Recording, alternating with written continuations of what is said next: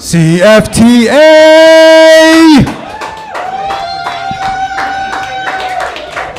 Welcome to your Thursday night open mic live.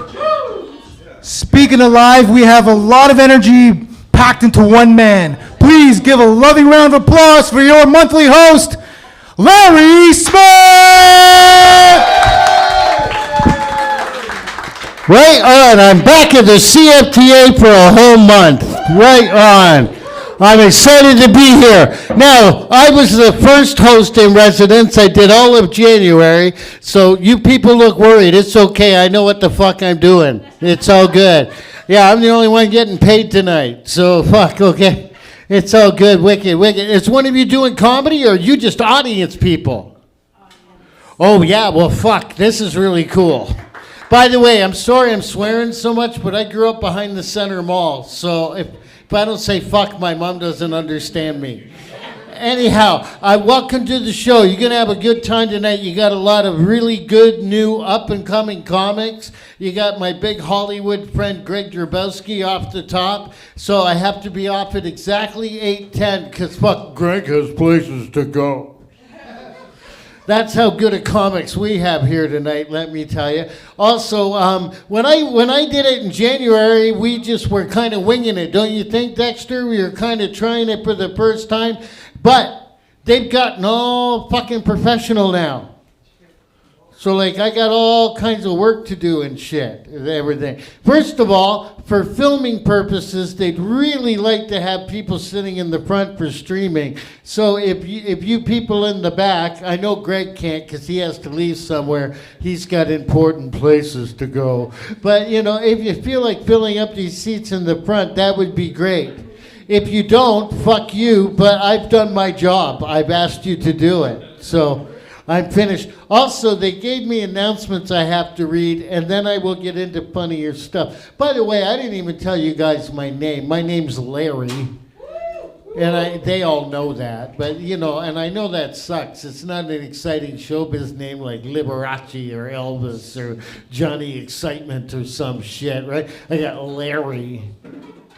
I looked up Larry online, you can find out the meaning of your name. You know what it said? It said Larry, the Latin word for the sound a duck makes when it's choking. And if you don't believe me, lady, you go ahead and choke a duck, okay? It'll go Larry, Larry. You choke a chicken, it'll go ah, ah, ah. Fuck you, that joke's only dirty in Dunville. Anyhow, so I'm Larry. I'll be your host tonight. I may not be your favorite, but I'm the guy you'll fucking see the most. So these are the CFTA announcements. First, there are food, snacks, and drinks that are available. Ta-da, over here we have the toaster oven. We have a nice menu on the screen over here, and we have our wonderful cook at the toaster oven. What are you cooking there in the toaster oven, wonderful cook? We've got beef patties, vegan patties, and kofta patties. Oh, they got all kinds of patties. Everything but a peppermint patty, so nothing minty and chocolate for you. Okay.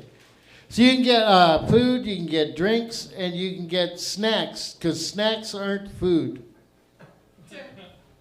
Come on, a cheesy is not fucking food. A cheesy is the reason you have an orange dick because of too much porn on the laptop. What, you don't snack when you whack off?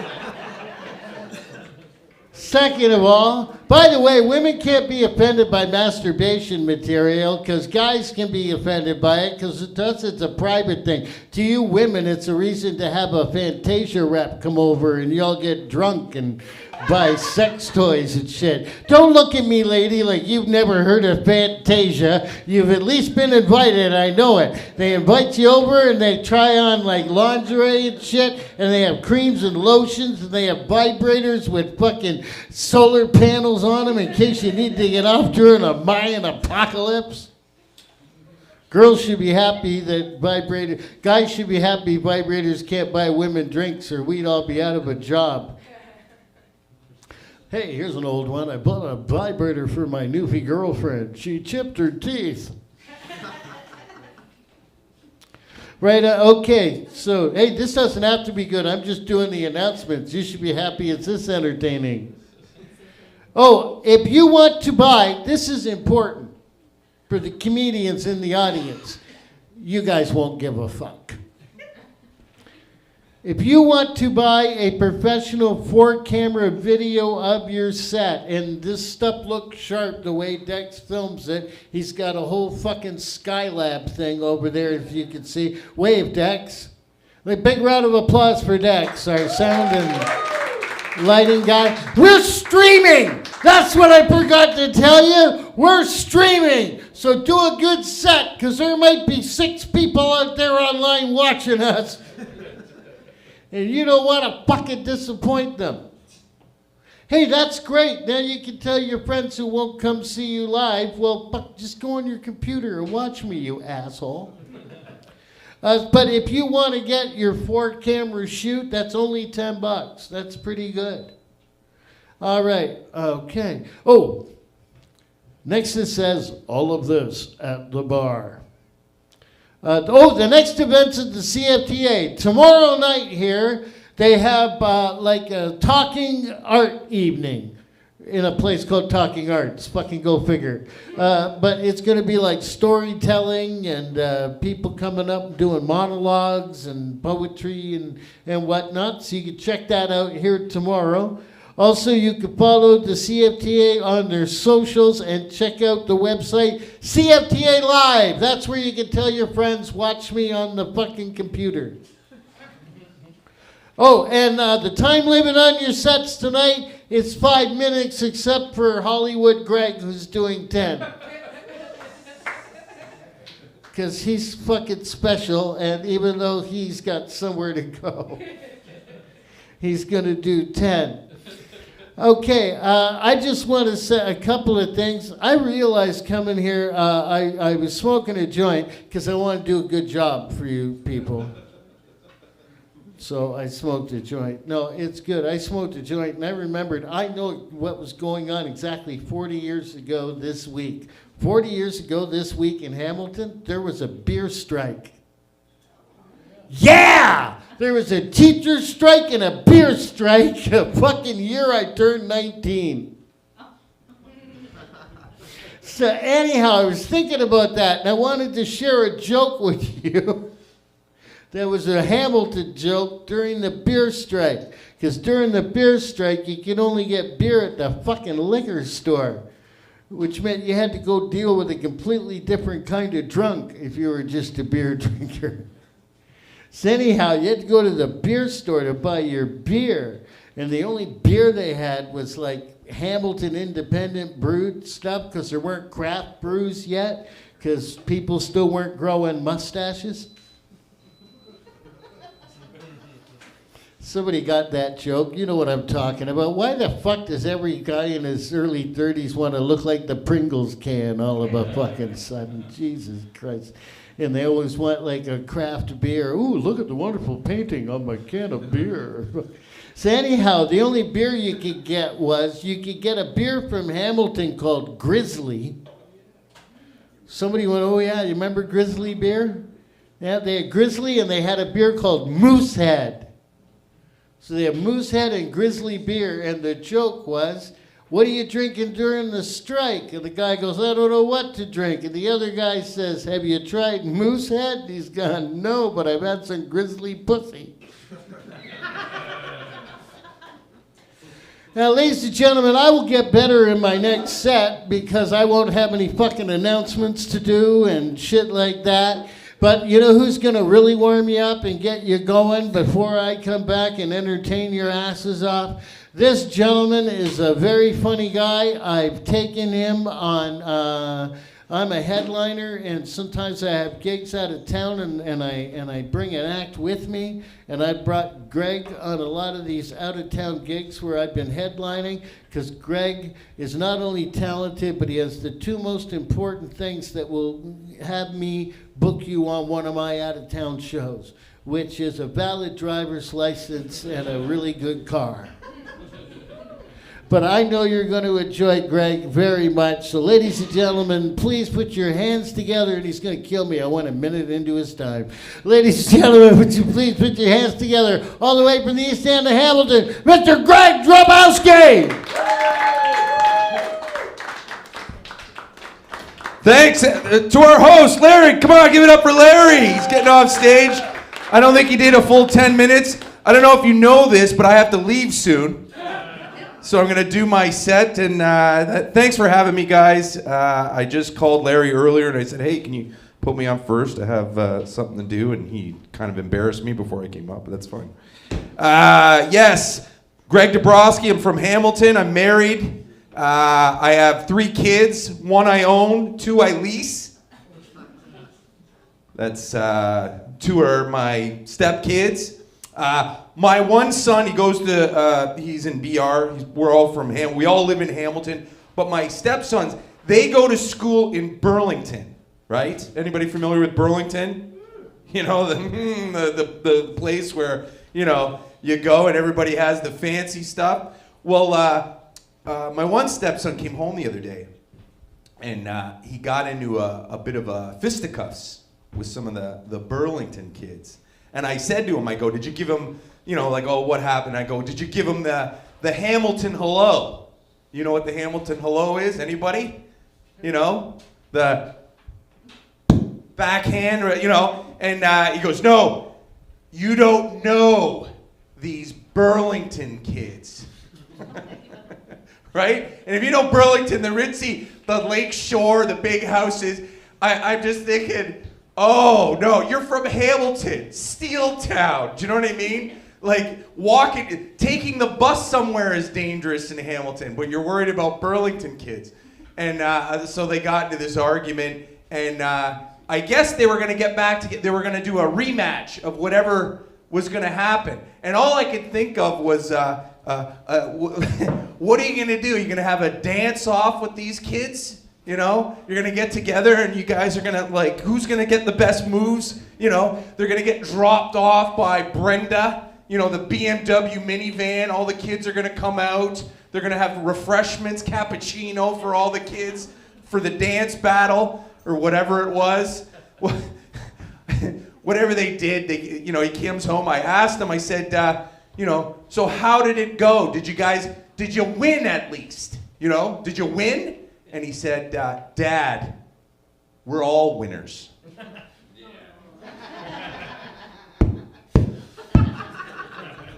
Yeah, that's what I thought. You guys ever have, anybody married? Married? Yeah, well, one person's married? 2? Okay. You guys ever do movie nights at home? Where you go through the old, the new, and you try to find, you know, a favorite or something. I came across one, and I was like, Fast and the Furious. Anybody seen that? Okay? Do you know how many? There's 10 of those movies. 10! Do you know, right? Do you know what they were stealing in the first Fast and the Furious? Anybody? No, that was part of the plot. They raced cars and they did thievery. They stole stuff with the race cars, and then they would stop the transport truck full of merchandise. You know what was in the first one? DVD VCRs. You don't even know what I'm talking about. Right? VCRs. They're on 10. I heard one of the plots for the like number 10, it was thrown out of you know, circulation. They didn't go with it. They were going to take the transported VCRs and return them for a refund. You know, because you used to, for VCRs, no, that one didn't work. Well, what are we going to do? All right, you guys are watching my time, yes? What am I at? 5 minutes? There's a clock right here, Greg. I didn't know what time I started at, though. Yeah, you started at 8:11. This is funny, eh? I do construction. I don't know if some of you might not have known me. My wife, she's Portuguese. She usually will pack my lunch, right? Because that's what, right? You look a little are you Portuguese? No, but I would pack a lunch. You pack a lunch for your husband or boyfriend or your husband, girlfriend? All right. Well, she would do that for me, and when she didn't, I would always say, if you don't do that, I'm going to tell your mother. Oh. Yes, and she would get it. But every once in a while, I won't do that, and I'll go to Fortino's. Anybody ever had the sandwiches at Fortino's? Yes, they're good. They've got but I go early because I was construction, like 6, 7, 8, 8:30 I'm there. Well, I went the one morning and I liked the turkey club, and then they got the mixed Italian. Well, they didn't have any out yet, and the lady was I go, oh, can I get one of these? Oh, we don't have. This is all we have are these. And I said, okay, well, I'll take one of those. And she goes, they're not ready yet. It's going to be another 5 or 10 minutes. And you know what she had to? This is what she had to do. All the sandwiches were laid out and done. She had to put the bun lids on each sandwich like this. This is what she was doing. I was watching her do it. Each one was going on. And I couldn't take it. I go, listen, can you just cut one of them and give it to me? I have to go to work. You're at work, right? You're working right now, getting paid. I have to go. I'm late. I'm like, please. She's like, ah. Took one sandwich, cut it in half, and then wrapped it for me. And that one day killed me. Like, I was so irritated by that. I had to go back. I had to go back and get my revenge. I waited. I went back the next, couple days. I thought about it. I went. She wasn't there. I went again. The following week, I went, and she was there, and I was ready. Went in line, waited. Showed up. She remembered me, and I went at lunchtime. They were ready, the sandwiches. So I said, I'll have one of those turkey clubs that are already prepared. She says, oh, okay. Brought the turkey club up, gave it to me, said it was going to be $10. And at that point, I started pulling out nickels, rolled up, and smashed each one. I had 5 of them. Smashed, rolled them out. Smashed, rolled out. She couldn't believe she's like, what are you doing? What are you doing? People are looking at me like, what's going on? And I said, don't worry. It's only going to take 5 or 10 minutes. Yep. I was happy with that. I've been going through some little bit of health scare lately. I had to go to the hospital. I work at the hospital, so it was real easy. I just went and said, hey, my heart's a little bit messed up. And they checked me out, and they said, you're not having a heart attack, because that's what I thought I was having. I thought I was having a heart attack. And they said, no. But they said, what is that? And I said, what's what? And I had like a little growth or something on my heart, but it's everywhere, right? Yeah, I've got these little cysts everywhere. And they said, we don't know what that is. I said, oh, well, that's great. So I'm not having a heart attack, but things are growing inside me, and you don't know what they are. So anyway, I had to go through all this tests and blah, blah, blah. Next thing you know, they check my heart rate. It's a little high. My blood pressure's high. I'm on pills. I got blood pressure. They checked my genetic. It's called a genetic, whatchamacallit? Yes, something like that. And a normal is like 80 to 100. 100's high. Mine is 2,000. That's not good. And yeah, and all this stuff, after all this has been checked, I don't feel any better. I'm on all these pills that they're trying to fix me with. And my mom, she goes, well, thank God, you went and got checked out. Thank God. Otherwise we wouldn't have been able to get all that stuff, on you. I go, nothing's fixed, Mom. It's all the same. I'm just taking more pills. It's driving me crazy. It makes me sick inside. I don't know where I was going with that, people. That was just a personal rant. Anyway, I'm Greg. Guys, enjoy the rest of your show. Thanks for having me out. Larry, come on back up. Greg Grabowski! Greg, great on, man. Great set, Greg. Great on. By the way, I wanted to say, don't forget we're streaming, so you might get discovered tonight. Yeah, this blows my mind. When I started doing comedy full-time 36 years ago, not only could you not stream, and you guys all show up, you can get like a 4-camera fucking copy of your set tonight, or you could like film it on your fucking phone. When I was starting out, you had to have a friend show up with a camera you fucking rented. They had like a crew and all kinds of shit. Yeah, man. Yeah, I was thinking about it. I also 40 years ago this June, I graduated grade 13 for fuck's sakes. Yeah. That's why I'm not into texting. You know, like I got pissed off. I was going out with a younger girl because she was 40. And yeah, fuck. Only when you're 59 can you be robbing the cradle with a woman whose kids have left the house. You know what I mean? But so anyhow, so she goes, Larry, you can't phone me all the time. Don't phone me. People don't phone anymore. You have to text me.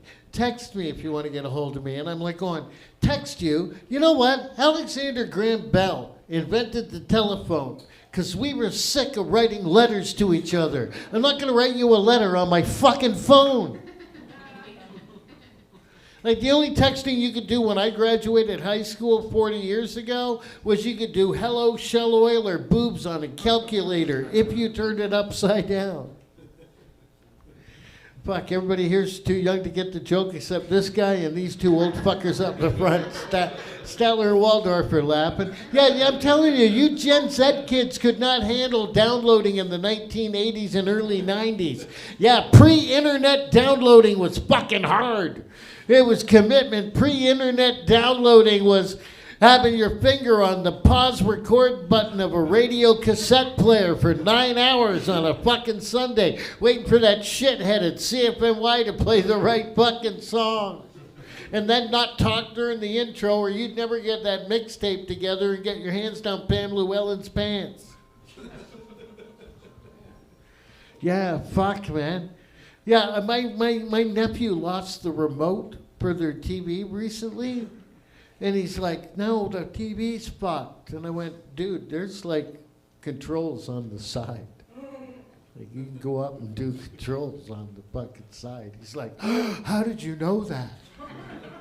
And I'm like, dude, he goes, well, Uncle Larry. I go, well, you were freaking out. And he goes, Uncle Larry, what did you do when you were a kid and you lost the remote? I went, first of all, when I was a kid, not even a teenager, in the 1970s, lose the remote. I couldn't lose the remote. I was the fucking remote. My dad be watching TV late at night. Hey, Larry, get out here. Flip it around. Go back. Okay, stop, hold on. No, I don't fucking like that. Go. All right, now go to bed. Your mom said you don't sleep at night. You know, like, fuck. He goes, you couldn't lose the remote when I was a teenager because the remote was a giant fucking brown brick connected to 80 feet of wire that you would hear my dad every night knock into and go, fuck! Anyhow, we're going to continue with the show. I'm an old man who got angry about electronic bullshit. Now, I'm going to keep on bringing this pad up because I'm going to be smoking weed throughout the evening, and I'm not going to remember your name from there to here. But the next gentleman coming up here right now has been out a couple of times to the Judge on Augusta on our little Sunday night comedy thing down there. And that's the one thing I like, too. Some of the people who hang out here don't go to the Judge, and some of the people who go to the Judge don't come here, and some of the people that do go there come here, and some of the people that come here do go there, and it's real cool, because most of the people that stay separate, I appreciate that, because I don't want to see you too fucking much. But this gentleman's been out a couple of times to the judge. He's done really, really well. I know you're going to enjoy him. He's either from Port Dover or Brantford. Let's just say the Haldeman, Norfolk fucking area. Would you please put your hands together, ladies and gentlemen, for Mr. Aiden Lynch?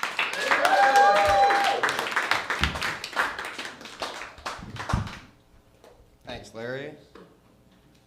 I like to go hard, guys. Do you guys mind if I go hard? Good, because I just took a Viagra. Fuck. Here's a fun fact. You can actually get arrested if you boop a cop on his nose. But boop is reaching for and his nose is his gun. Shit. I actually went to jail for impersonating a cop. I don't think it's fair to go to prison for impersonating a cop. You should just be able to, like, impersonate a prisoner. Like, do I actually have to drop the soap, or can I just say I did? Fuck. Yeah, long story short, I don't impersonate cops anymore. I just impersonate security guards.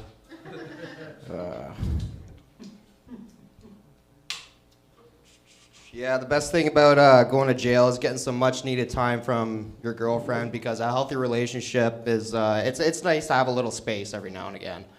But man, the best part about getting out of jail is getting some much-needed time away from your boyfriend, because a relationship needs space, and it's healthy and that kind of stuff. And, yeah. I'm into older women. The first older woman I was with was 40. And then the next one after that was up a bit. It was like 44. She was turning 45 or something like that. But I really upped my game this time. I don't know how old she is now, but the tombstone said she died in 96 or something like that. Fuck. I think I have a solution to end all war, like Russia, Ukraine, Hamas, and India and Pakistan are at it now, I guess. And I think we should send them all chocolate bars, but like Snickers bars, because you're not you when you're hungry. I had to call the golfy team. I was getting ready to sell my home. So I called them up, and the lady on the phone says, okay, well, what's your address, and can you tell me a little bit about it? And so I was telling her, well, it's basically a bachelor, studio type thing. There's no bathroom, there's no kitchen. And she's like, well, that doesn't really make much sense. I'm like, well, just Google 2014 Ford Focus, you'll know what I mean. And she's like, sir, for the last time, you don't want to call us, you want to call Michael St. Jean Realty. Fuck. This girl I've been seeing lately, she's a bit of a freak in the sheets. She just recently asked if she could call me daddy. I said, no, that's not freaky enough. You gotta call me Diddy.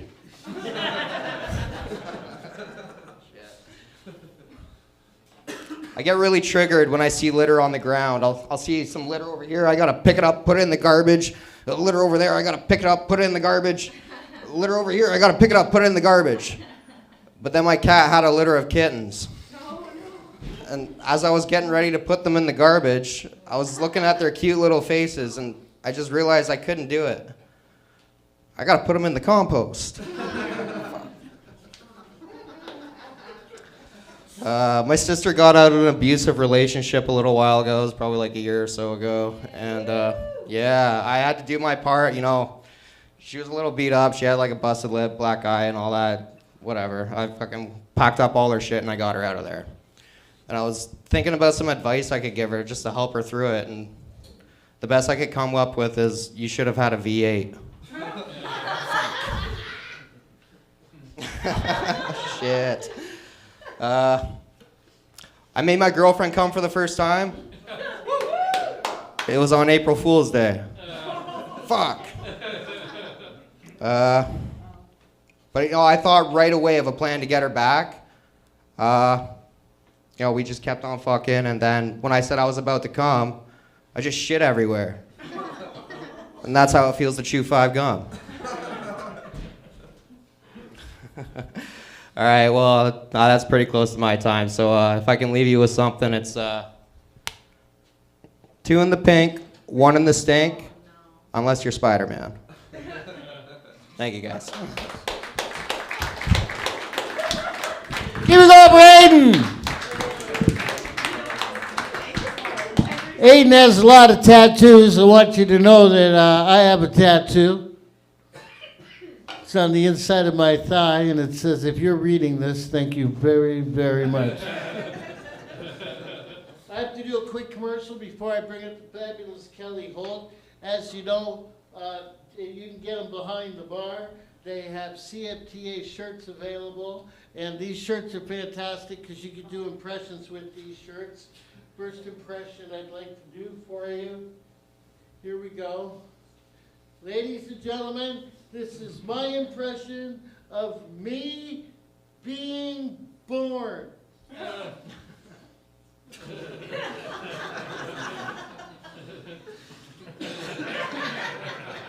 What's with all the lights? I just fucking got here. Somebody give me a coffee? All right. Also, Becky, if you're a Steve Martin fan, King Tut. And just for these fantastic new people in the audience, before I bring up Kelly Holt, this is a favorite bit everybody sees me do. I'd now like to do my impression of the black-chested Canadian owl.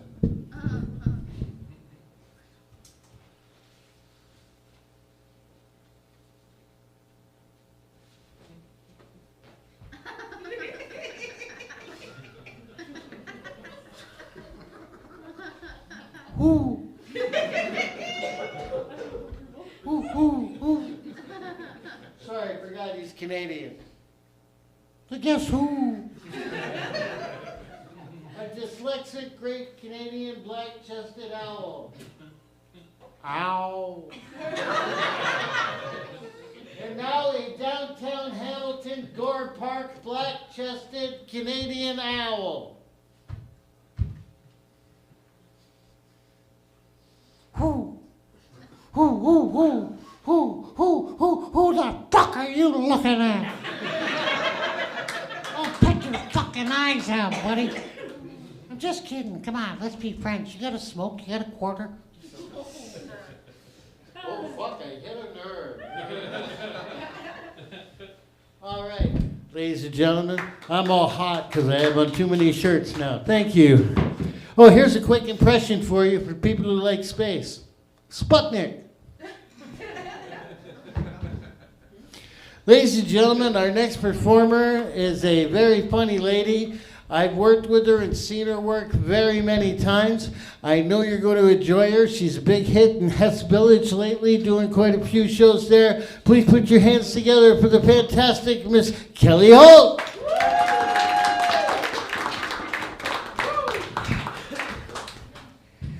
So every day my mom calls me at the exact same time. And every day she asks me the same 2 questions. First one, what are you having for dinner? And God forbid I tell her something she doesn't understand, because I did that not that long ago and learned that I don't want to spend an hour trying to tell her the history of shawarma. I am not the person to tell her that. Okay? And God forbid I don't know, because if I don't know, then I end up getting stuck in this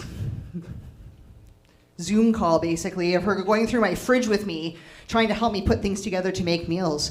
So by default, if I don't know what I'm having, or if it's something like falafel, I tell her that I'm having chicken. Right? Chicken's easy, chicken's safe. Right? Yeah. Sometimes it's true, right? The other day, had some chicken thighs in the fridge. They're gonna go bad soon.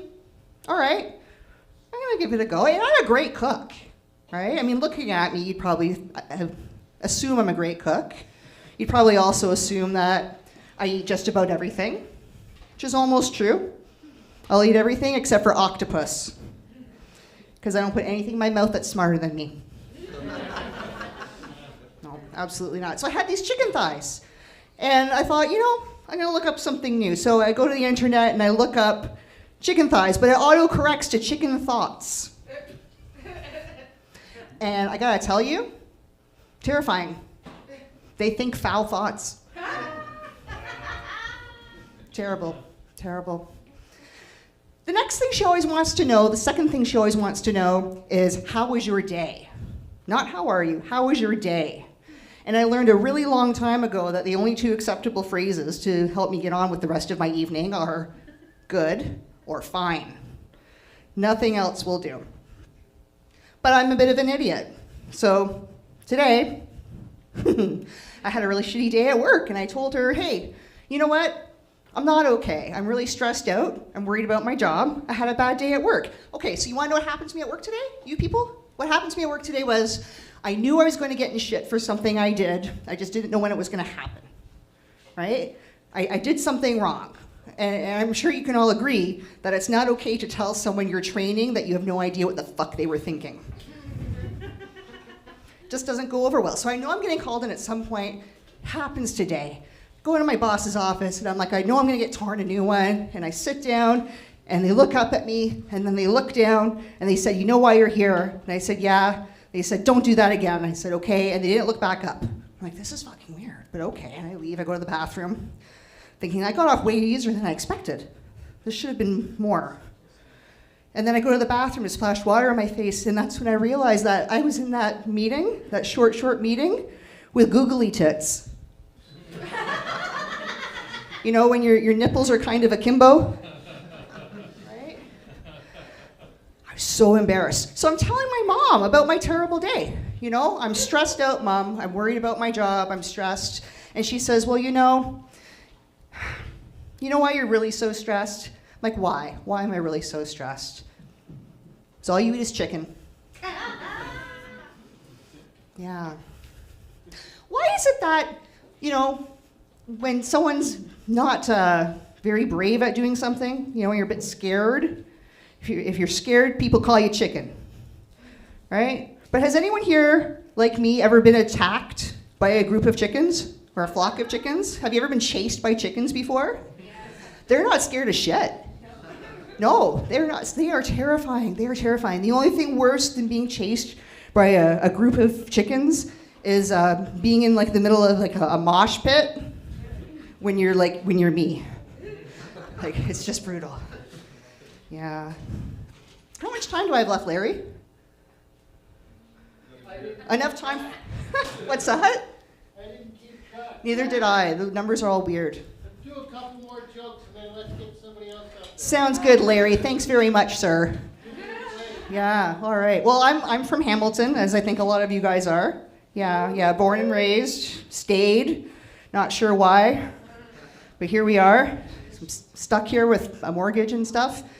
And when I was a kid, though, when I was in grade school, we didn't have a problem with weapons in schools. Because everyone just had one, and it was fine. It was just a given, I, for a brief time in my life, moved from the north end of Hamilton for about 9 months to Stony Creek. And the fun thing about Stony Creek was that, well, there was nothing fun. It really fucking sucked.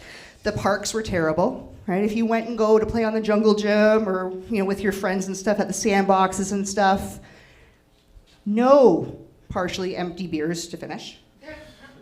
No cigarette butts to spark up. And there were no homeless people, unhoused people hanging around. So if you wanted to play tag, one of you had to be it. It was brutal. It was absolutely brutal. All right, on that note, I'm going to bring back our host, Larry. Thank you for your time. I'm Kelly Holt. Give it up, Kelly Holt! Kelly Holt, ladies and gentlemen. And other people, you know who the fuck you are. Anyhow, I was going to say really quick, Kelly brought up the North End. I love the North End because I grew up in the East End, and if it wasn't for the North End, we wouldn't have girls to date that our moms would disapprove of.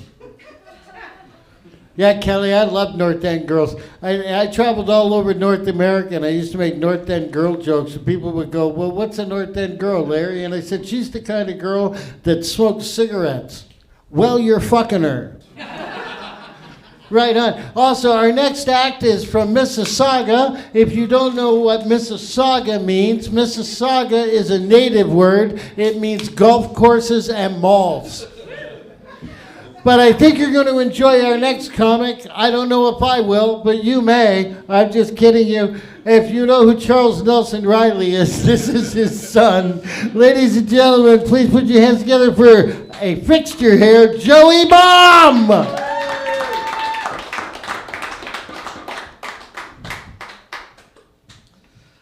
Good people of the CFTA, the sex robots are nearly here, and it's going to change everything. For the first time in the history of humanity, I'll be able to boink Taylor Swift without having to, talk to her. Because that's the worst. Want to know what I think? Ugh. Because the sex robots are nearly here. I can have sex with my sister, and it won't be awkward over the holidays. Because the sex robots are nearly here. I can have gay sex and not have to strangle the guy so my friends don't find out. Oh, Paolo, we barely knew thee. Speaking of technology, have you guys noticed how difficult it is nowadays to pretend to be a girl on the internet? Wow, now that I say that out loud, it does sound a little rapey, but I assure you that's not the case. It began decades ago. I was heavily invested in a video game called EverQuest. It's a massive multiplayer online game. Millions of people around the world play in a fantasy world. Fantasy land of wizards and dragons. And my little dwarven paladin it wasn't going well. I had been grinding for 3 weeks, and I only got like 5 gold pieces. So I decided to make a new character. An elf. A necromancer by the name of Tyrannax. I was very proud of that name. It's like an offshoot of Tyrant. And I'm not lying when I say 7 seconds into the game, a guy walked up to me and said, "Looking good, Tyra," and handed me 100 gold pieces. Evidently, the avatar for the elf, the male and female, looked the same, and I just picked the wrong one. But you guys realize, I thought I discovered like a cheat code. I got to endgame within a month. Now, sure, every now and then you have to give an ogre a hand job. But it's worth it. Technology changes. I now have these virtual reality goggles. And you can pretend to be a girl. You can have your little avatar. But the problem is that there's a microphone in there, and that's sent out to everybody. And look, I can tap like a lady, but I can't talk like one. Then I found an app. That's right, voice modulation, stuck that right in there. It's beautiful. It was like the old days again. Guys were throwing me credits and gold. It was like the Reagan era. It was great. I never actually heard myself, what I sounded like, but I had recorded a bunch of the sessions, so I played it. I sounded like I was 5. That creeps me the fuck out. I haven't been back since. Anyways, before I go, I want to say something. I want to get a little serious here. Larry is back hosting, And I'm very happy that Larry's back hosting. And I want to tell you, Larry, from the bottom of my heart, the sex robots are nearly here. Anyways, thank you very much, CFTA.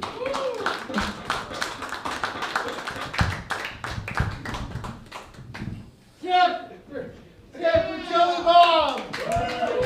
Joey Bomb! I shook the hands of a man who talked about sex robots and pretending to be a girl online. May I suggest therapy or just going with the way you feel, dude? All right. I kind of got caught off guard there for a minute, as you could tell. Somebody had the list, and then I was high, and I knew who was on next, but then I went, oh, I might fuck it up, so I better bring it up there, because we're live streaming this, so now there's fucking evidence of me being unprofessional. Our next comic is very funny. Let's hear for all the comics you've heard so far tonight. Fucking amazing. I can't believe how good the talent is here tonight. You're going to really enjoy your next comic. I worked with her recently at the Lion's Head Tavern, and I had a great time, and she also had a really great set. And if you can make the friends of Dan Brennan laugh on a Monday night in a very depressing, lonely bar where dreams go to die, you're a good fucking comedian. So ladies and gentlemen, let me introduce a good fucking comedian. Here she comes right now, Gabby Watt.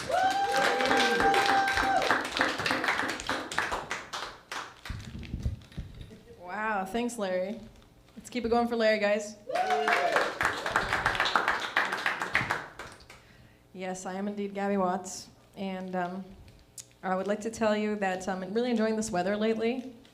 That's why I've been wearing a sundress. It's finally arson season. They're not wild. They're always arson. So the internet's been abuzz with the question that girlfriends have been asking their boyfriends, which is, would you still love me if I were a worm? Have you guys heard this? Yeah. So that got me to thinking about my own relationship. My husband really loves me. So I told him, if you love me and I turn into a worm, if my body and my brain are that of a worm, I'm just a worm, right? So just throw me in the garden, let me live. But if my body is the body of a worm and my brain is my own brain, then I'm gonna be in like a Kafkian nightmare, trapped in the body of a worm, screaming inside. So then you should probably kill me, however you see fit. But then I thought, my husband really loves me, so if he really did love the worm, I would assume that eventually we would get freaky. And, I'd wrap around his wang, and eventually he would come, and I assume, eat the cum, as a worm, or a lady might do, So, hey, the worm doesn't know any better. So I fear that I would eventually start to grow larger and larger due to my diet of only protein. And my husband would become obsessed with the worm sex. Something about the segments, it's all so tight, My glorious, sensual, translucent body would soon fill our bedroom. Neither one of us knows which is the mouth or the butt, so he just fucks both sides. I am soon pregnant with worm-human hybrid babies because they have a human head, but they have a worm body, so they kind of look like a sperm, which is what I'm filled with at all times, so it's kind of suitable. Sometimes I hear the children quietly crying in another room. Woo! Yeah, that's a tough one.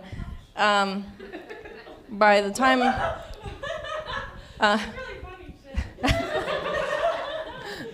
The babies don't survive because I don't lactate. I'm just a worm. But by the time that they take my human children away, I'm relieved for them. You know, they need a better life. So what I'm trying to say is that if you love your girlfriend, you have to kill her. She's a worm. No matter what, it's not okay. I was running that joke by my husband, and he said, we can't talk about the worm joke anymore because now I really feel like fucking a worm. So that's the state of that. Yeah, my husband really does love me. I do think he would fuck the worm. And, but I was recently chatting with another guy on a Ouija board. So me and this ghost were like really hitting it off, you know. I thought he sounded cute, I don't know. You know, we were up chatting till like 5 in the morning. And one day I said, you know, is there something going on between us? And he said, nope. He put a P at the end. And yeah, so he turned no into a 4-letter word for me. It's very painful. It was made even worse by the fact that I had to move the planchette for the extra letters. You know, I'm already crying at the end, no, and then it's like, wait, also P. And E. Fuck. But yeah, eventually he stopped talking to me, so I was officially ghosted by a ghost. That's very humiliating. But my husband was still jealous, you know. I said, you know, I can never cheat on you with the ghost. He has no physical form. And he said, you're horny. You would find a way. Besides, I've heard him slamming the cupboards at night and flicking the light switches, like, on and off. You guys would find a way between the slamming and the flicking. I said, fair enough, yeah. If anybody can fuck a ghost, it's probably me. So now he's he gets very jealous, and he doesn't know which room the ghost is going to be in next, so he decided that we need to fuck in every room of the house to show the ghost who's boss, basically. But, you know, I don't know if he's shown anything to the ghost, but he's sure shown me who's boss. Yeah, so I recently thought that I had fallen in love, but it turns out I had just fallen in a well. And people say, well, you'll fall out of love. But, like, how much farther do you keep going? That doesn't make sense, right? To me, it's more like a crawling out of the well, which is pretty tough. And it's really made me appreciate the girl from The Ring, that she must have had really strong arms. So I'd like to see a Ring prequel, The Workout Years, where you just see her doing push-ups up against the side of the well wall, you know? 7 sets. Yeah. So anyway, I'm engaged in a little bit of fatherless behavior because my dad is like alive, but he's not here because I'm foreign. He lives in another country. So it's kind of like Schrodinger's dad, you know? Like he's there somewhere, but he's not here. So I've never done porn or anything, but I am into astrology, which is very upsetting because my dad's an astronomer. So he would hate that. Don't tell him I said that. So my dad left when I was 5, and because he's an astronomer, now I have daddy issues with the whole universe. When I look at the night sky, I just miss him. It's very sad. My brother tragically killed himself, and my mom gets upset with me when I say that being raised by her only has a 50% survival rate. Right. I feel like I'm trying to be nice. You know, it could be worse. If we counted the abortion, the survival rate would go down to 33%, so, you know, I'm trying to look on the bright side. My dad's good at math, though, so he had 2 more kids. His survival rate's 75%, so I'm doing way better on my dad's side. My parents, unfortunately, they broke up because of their drinking. They just did not drink enough to stay together. Okay, that's my last joke. Thanks, guys.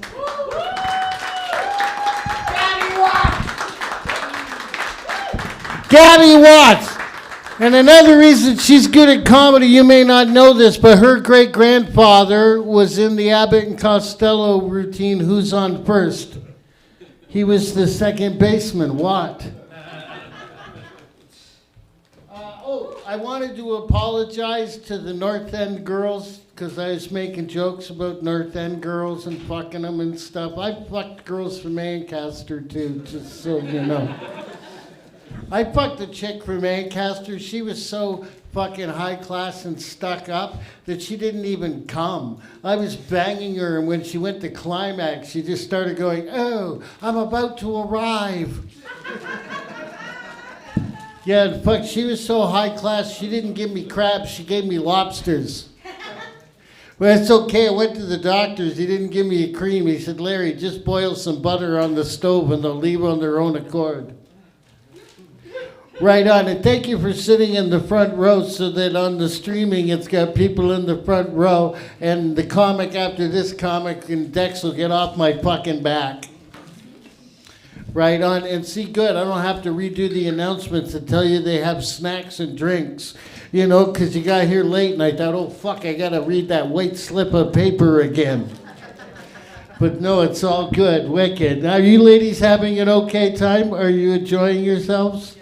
That's right on. What are you having as a snack? I thought I'd be that fucking waiter who doesn't ask you how things are until your mouth is full of fucking food. You know that waiter? All day you've been waiting for a fucking clean fork. You've been doing this the whole time, and then the minute you get a bunch of fucking mashed potatoes in there, they pop up like a jack in the box. He goes, "Everything okay here?" Yeah.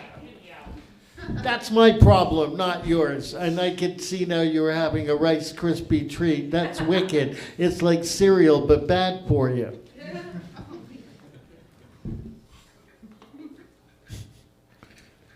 Oh, I used to put scotch on my Rice Krispies when I was drinking. I don't drink anymore, which sucks because now I can only fuck people I like. But I used to put scotch on my Rice Krispies, and then they would go, "Snap, crackle, what the fuck are you looking at?" So ladies and gentlemen, our next comedian is very funny, and I had to ask him how to pronounce his last name because it's very fancy. His first name's Paul, that's easy, but his last name's very fancy, and I wanted to know, I wrote it down phonetically, I want to pronounce it right, and I realized his name sounds like a really neat marijuana because his last name is Marroquin. Yeah, it sounds like pot you smoke and it makes you smarter. So ladies and gentlemen, the man who's going to create pot that makes you smarter, please welcome a very funny guy and a regular here at the CFTA, Paul Marroquin. Give it up for Larry, everyone. Come on. My name is Paul Marroquin. I am Peruvian. Growing up, kids had a hard time saying Peruvian and Peruvian, so they would shorten it down. They would shorten it down to Mexican. I asked my mama, how do I get these kids to stop calling me Mexican? She says, "You go up to them, Polito, and you say, 'I am white.'" It didn't work. It didn't work. Another thing about me, 3 years ago, my barber died. There we go. Some people can see. When people find out I'm Peruvian, they ask like if I know Spanish. I don't. I just know certain words because of trauma. We had a cat growing up, and one time I just pet it. Didn't do anything, I just pet it, and it let out this meow, this agonizing meow, and my mother didn't see what was going on, but she heard it, and she yelled, "Polito, no molestas!" Now what she said was, "Don't bother," but what I heard is what you heard. I thought my mom thought I was getting freaky-deaky with my cat. "Polito, no molestas!" I'm like, "Mom, relax, I'm a dog person." No, I'm a people person. I swear. I don't know what jokes I want to do. I just came up here blank. I was thinking of what I want to do. Oh, I'll go with this. I'm in therapy, evidently. I'm in therapy. And my therapist says I need to get hobbies, but my hobby is watching YouTube. So my hobby is watching other people have hobbies. There's this version of rock climbing where people don't use any rope or equipment. It's called suicide. It's actually called free solo, which is what I call my Friday nights. You get what I mean? You know what I'm saying? You know what I'm saying? You have no idea what I'm saying. No, but they call it free solo because like there's just a person going up on his own. I'm like, technically he's just climbing then. Like I don't call what I did in the washroom here a menage a or sex and solitary. I'm working on that one. Or an orgy for one. That's when I use both hands. There was a free soloist who he died, and it made the news, and his friends were quoted as saying he died doing what he loved. Now, I didn't know the guy, but I know he loved climbing. But falling, distant second at best. There's also this thing called caving. It's where people like go into a deep dark hole and they spend days or hours, like hours or days in there on their backs or their bellies, just hoping to find a way out. It sounds a little less like spelunky and more like depression. You know what I'm saying? You know what I'm saying? They have no idea what I'm saying. Another thing you can find on YouTube is this woman. She has a condition where she has an orgasm every 7 to 10 seconds. Her condition's called Alleluia. You're probably thinking she's probably faking it, but I've seen the video and I can tell you, I don't care.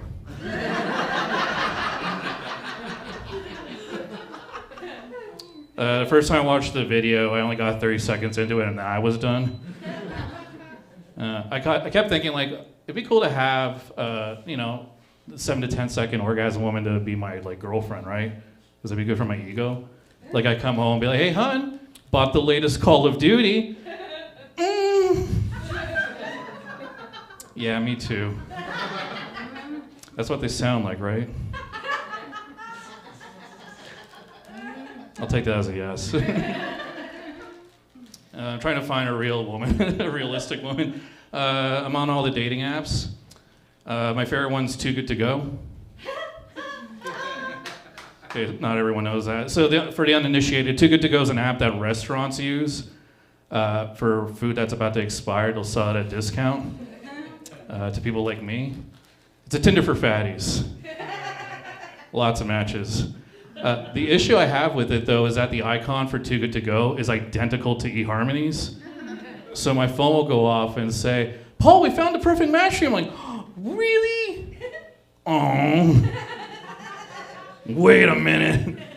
It's not a lady, but it's a garbage bag full of pizza slices. Either way, I'm eating out.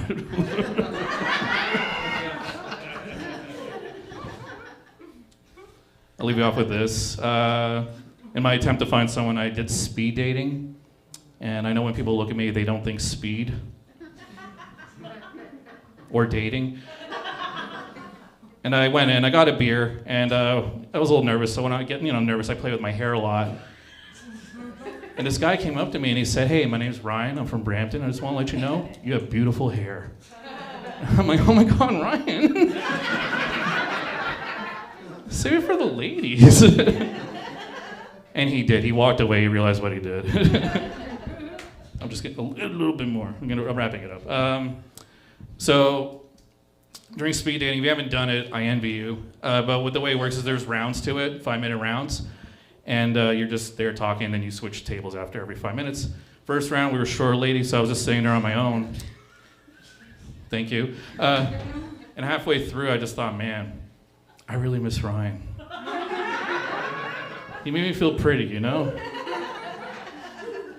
So dates were going well enough, asking engaging questions like, do you like me yet? It went a little downhill, but they started to get to know about me because I'd say I'm a comedian, but they didn't hear comedian, they heard poor. I say I was Peruvian, they heard Mexican. I say I like to go to the gym, and they heard McDonald's. And I meant McDonald's. So the last lady, I didn't talk about me, I just let her talk, and she was a really funny gal, and I let her know, I'm like, hey, you're really funny. And she says, well, some of us take our trauma and turn it into funny. And some of us, and she looked me in the eye for this part, some of us take our trauma and turn it into emotional eating. And I looked at her, I said, you are dead on. Truth be told, yeah, if I'm having a bad night, I'm doing this, no one's laughing, on my way home, I'll grab a Big Mac. But when things are going well, I'm having a lot of fun, like tonight you guys have been great, on my way home, I'm gonna grab 2 Big Macs. That sounds like 3. Thank you so much, I'm Paul Marroquin. Clap for Paul Marroquin! Now let's hear it for Paul Marroquin's hair! Holy fuck, Fabio! I'm fucking jealous. Because, you know, I have Charlie Brown hair. Yeah, fuck, man. Yeah, by the way, just for the ladies in the audience, I'm not going bald naturally. This is some chicks in bed going, yes, yes, yes, yes. That bald spot in the back, that's from U-turns under the sheets. That's friction burn right there. I aim to please, man. I'm like a squirrel under that blanket. You girls don't want a big guy. You want a travel-sized guy like me. I'm like a chipmunk under that blanket. I'm like up and down all over, out to the kitchen, back spray you with whipped cream. You won't know I missed a fucking beat. That's right. All right. Fuck off. By the way, Paul, just a thing to let you know, it might be a bad omen to do comedy with a shirt that says corn. I just let you know, it makes me think of corny jokes, you know what I mean? But that's okay, that's wicked. You had a great set. One more time for Paul.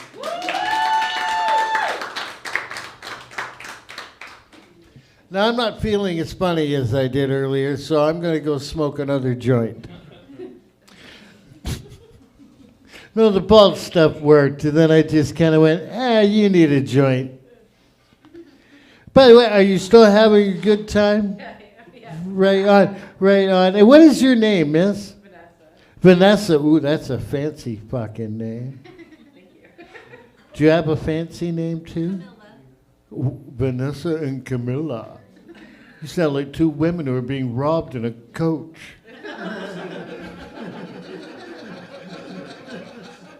Oh, goodness, Vanessa and Camilla. Down from that coach. Ha ha ha. That doesn't work with Cindy, Kathy. Get the fuck out of that coach. You should only be in there if your names are like Camilla or Vanessa. The next person is so funny that just like Cher and Prince, they only have one fucking name. Ladies and gentlemen, get prepared for the excitement that this name will put into you. Get ready for the electricity you're going to... You thought Larry was an exciting fucking showbiz name. Ladies and gentlemen, get ready. Right now, coming to the stage, please welcome George!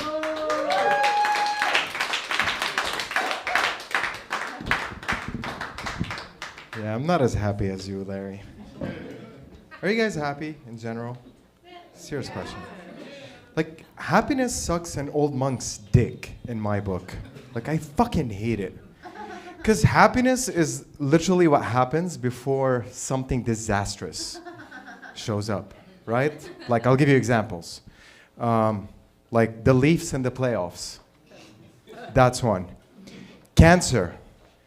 But mostly the Leafs thing. Like, they suck big time. And, you know, like, at least, like, cancer is terrifying, but at least it's consistent. It'll kill you. But with the Leafs, it's the inconsistency that kills you. And that fucking sucks. Like, I don't like being happy. And I do believe that men, like men, if you know what I mean, we're not capable of being happy. And you might think, what are you talking about? Like, I know some men who are happy. These are gay men. And you know why they're happy? Because they're undamaged. They have not experienced women. And some of you are skeptical. You don't believe me? Check how miserable lesbians are.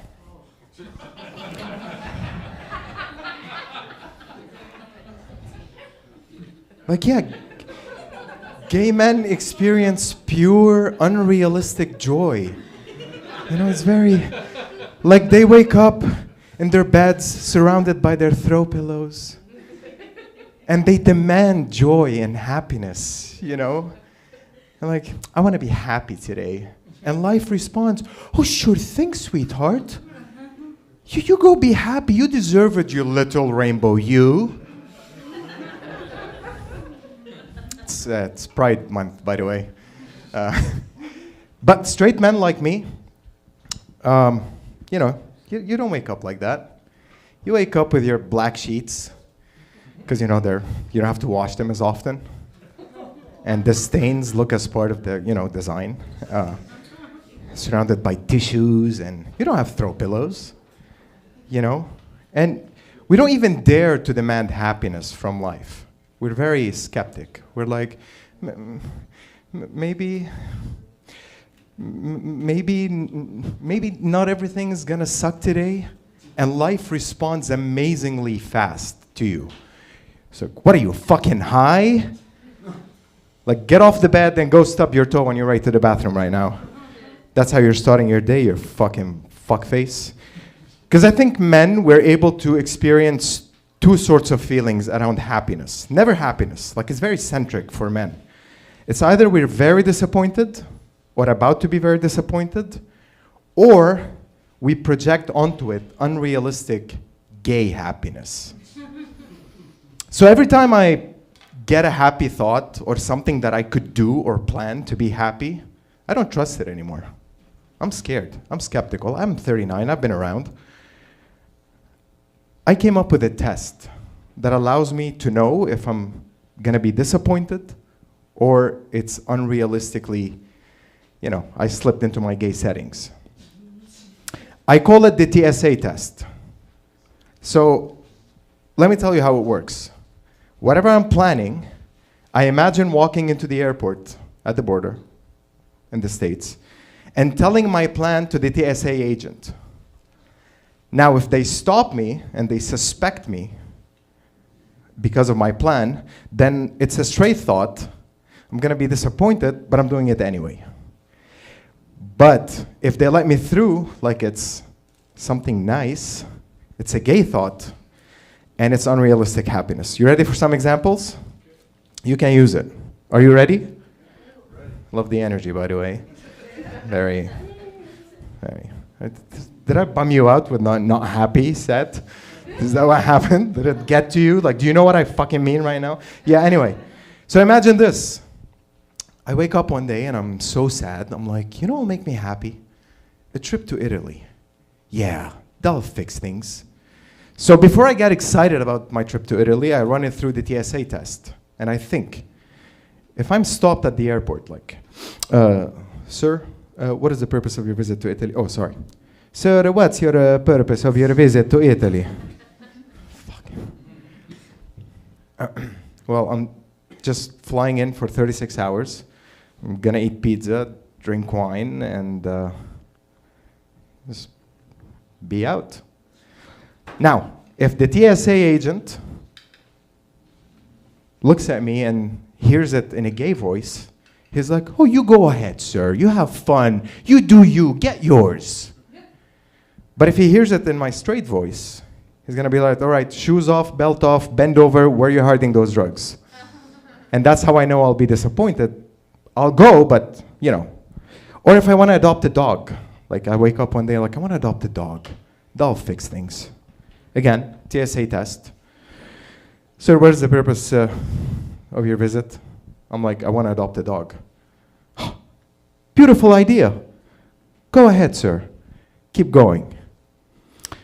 That dog will not make me that happy. He's staying in that 2x2 cage. But if this gentleman says, sir, put him through the machine, he's getting cancer just because you're not clear on your intentions, I know that dog is going to make me slightly happy, and I'm taking him home and I'm buying some peanut butter to experiment. That's the line, seriously. Right?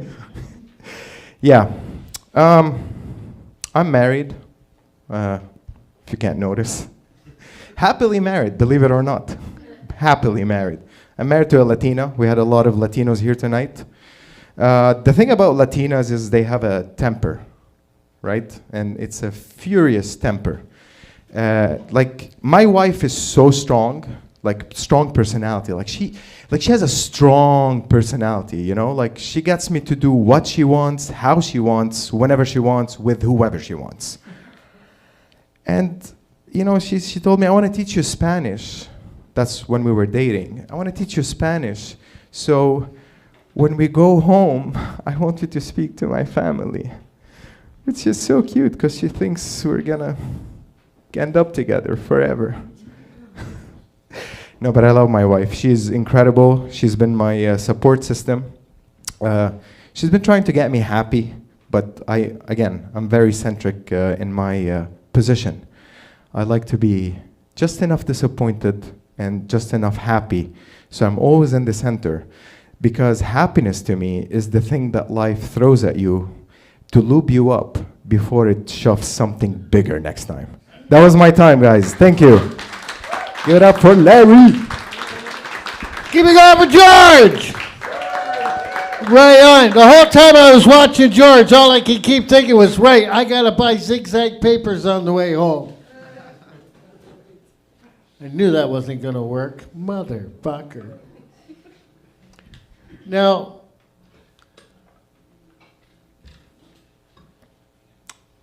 I'm just gonna kill a bit of time so our next act can make sure he's got his camera equipment all set up perfectly. If you bring $10 next week, you won't have to drag all that shit out, and Dex will make you a wicked fucking tape. Just using you as an advertisement thing and just pimping you out here, brother. Everybody's wondering, why is Larry talking to that Olympic athlete in the fucking front row? I love the outfit, Yoel. I'm going to be bringing him up in a minute. He's very talented and very funny. By the way, are you enjoying your food? Right on. Is everybody, anybody, who's had food here tonight by applause? Did you enjoy that food? Yeah. Then one more time, let's hear it for George. That's right, not only is he funny, he cooked your food. Right on. Look at fucking Joey Bomb with the fucking sunglasses trying to look like a mafioso guy with blue hair. It's purple. It's purple, Larry. Yeah, that's real tough. It's like, hey, Tony, what's with the fucking blue hair? It's not blue, it's purple. Shut up, I'll put a cap in your ass. Yeah, fuck off. Okay, can I get on with it? We got, Yoel's all fucking set up. He's ready to go. You've had your time, you fucking sick bastard. Why don't you go home, go online, pretend to be a girl again? What the fuck is with that? You're a really nice guy. I don't know why you can't get a better friend. No, he's here every week supporting this fucking guy, and he's a sick bastard. Were you here when he was on stage? That's why you can stomach your food. He's up here talking about fucking robot women, all kinds of shit. Yoel's not going to talk about that shit. Yoel's going to be funny. Yoel is here all the time. I've gotten to do shows with Yoel other places. I know you're going to enjoy him. He's fantastic. Ladies and gentlemen, another comic who only needs one name. Please put your hands together for Yoel!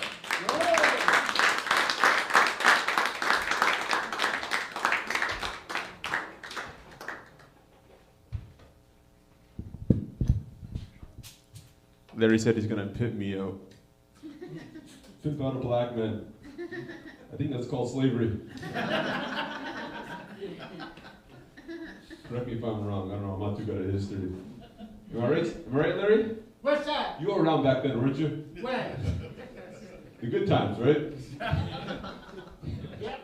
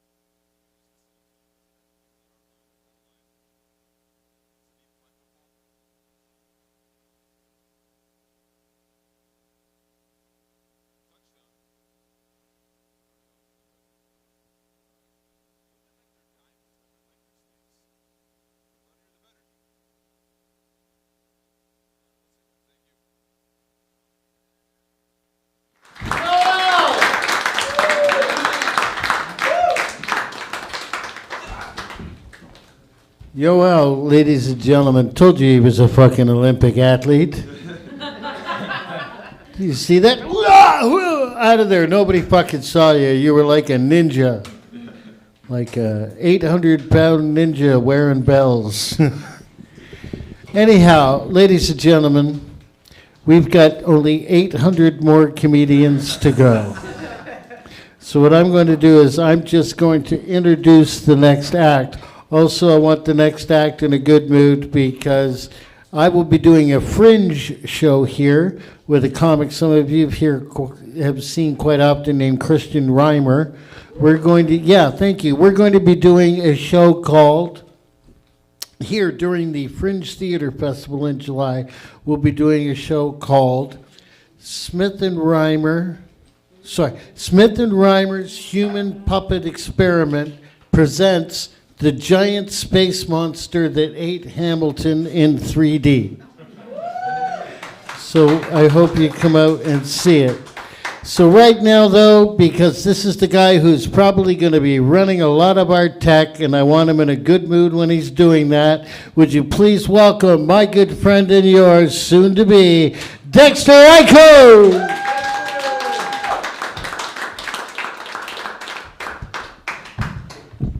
CFTA! Good evening, good evening. So, I'm going to try some controversial material. And I want to touch the line of this subject. Just touch the line, right? And just let me know if it lands, if I miss. How you guys doing, by the way? Yeah? Okay, cool. Hey, Terry. Who here loves movies? Who doesn't love movies? Oh. They might be outside. Hey. I love movies. I love movies so much, I took film and TV, was an actor, and was a film and video producer for about 17 years. That's how much I love movies. That's called one-upping. Or three-upping. Three-upping? Yeah, it's three times. Recently, my wife and I watched Tom Cruise in Mission Impossible, The Final Reckoning. You've heard of Mission Impossible franchise, right, guys?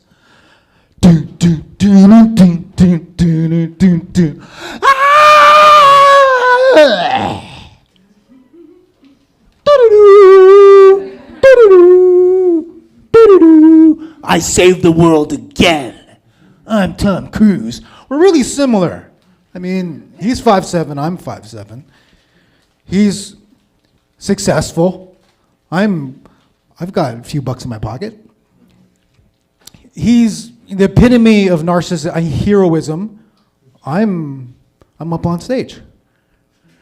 And before the movie, he gave this introduction where he was himself, and he said, "Hi, I'm Tom Cruise.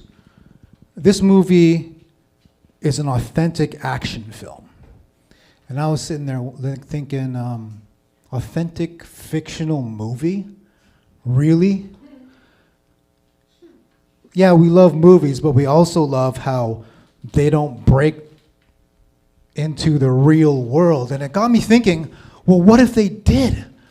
What if Tom Cruise actually used his celebrityism to help the world? Because he could. Everybody knows Tom Cruise. And I was like, you know what? What if I called him and just asked him to do something like that? Hypothetically.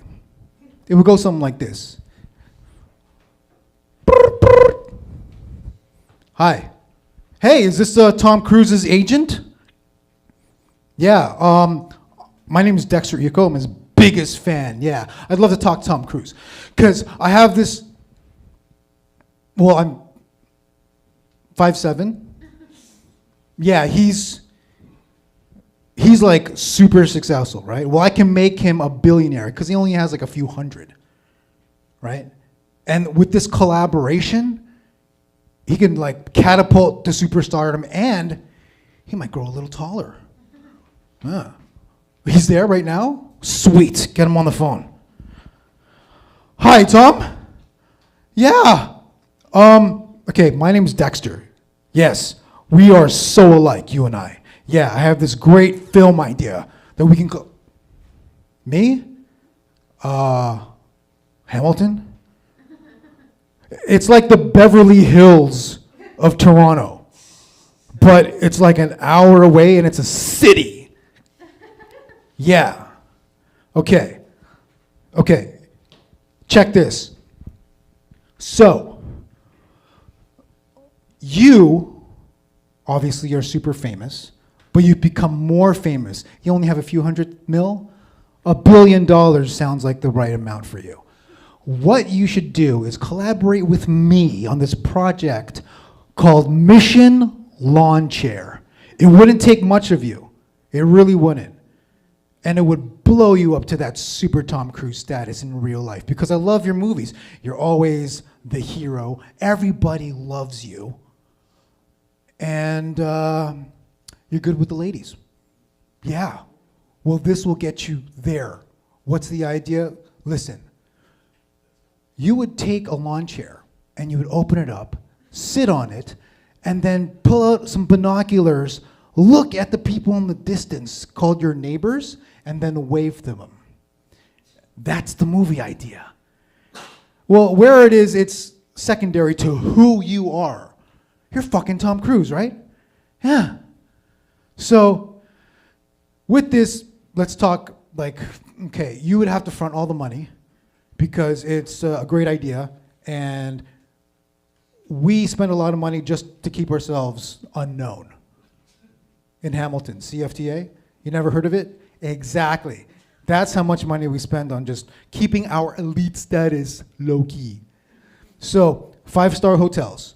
Okay, first class travel to, I forgot my pretend phone. Yeah, that's how it would go. Okay, so the details. Okay, so the lawn chair you would take to, once you enter Gaza, okay, you just sit there. And then, Tom, listen, international press would be all over you, Tom. Tom?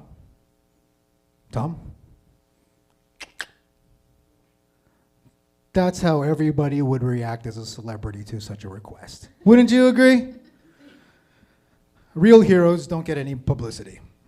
Real heroes is a person like Aaron Bushnell. You ever hear of Aaron Bushnell? Okay. This dude set himself on fire in front of the Israeli embassy. It's called self-immolation. And why is he a hero? Because everybody in the a few thousand people in the military actually just stopped going to work. Yeah, it's called conscientious objector discharge, getting fired from the military. You know what that means? They watched his video of him setting himself on fire and ejaculated. Over 1,000 of these people. And left the military. Now, if he didn't die from his self-inflicted wounds, the Israeli embassy would have had him fired. That's my set. How controversial was that? Pretty good? Bring Larry back on the stage. Larry! Dexter Eichel, ladies and gentlemen. I'm sorry, I almost missed coming back up on stage. I was on the phone with Tom Cruise. So we're going to keep things rolling. For the rest of the evening, I am just going to announce your name. You need to come up right away, okay? Are you ready? Are you ready, ladies and gentlemen, for your next comic? I know you're going to enjoy this guy. Would you please put your hands together for Joseph D.